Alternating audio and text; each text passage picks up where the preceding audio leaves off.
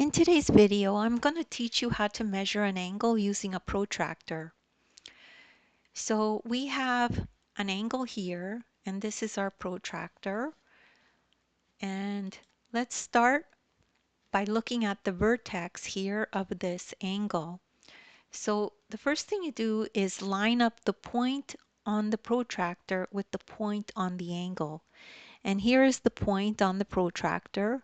Here's the point on the angle.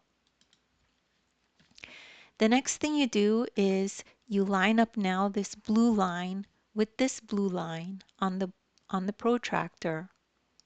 Okay? So let's do that, and it looks like this. So this is how you line it up. Make sure the dot lines up. This dot here lines up with this dot, and this line lines up with this line. Now we can always remember to start at 0.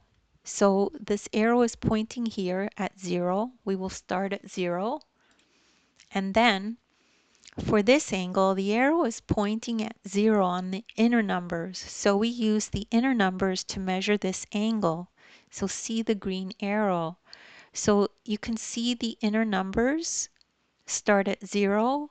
And this is the numbers that we will be using to measure our angle, not these outer numbers. Okay?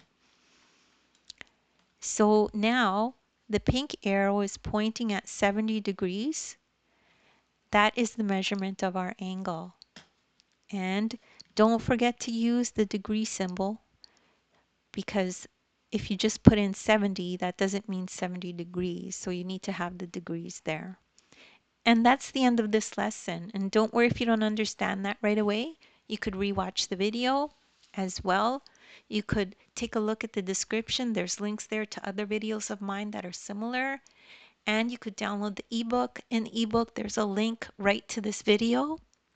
And you can follow along in the ebook as you watch the video. Please make sure to like and subscribe. And thank you so much for listening.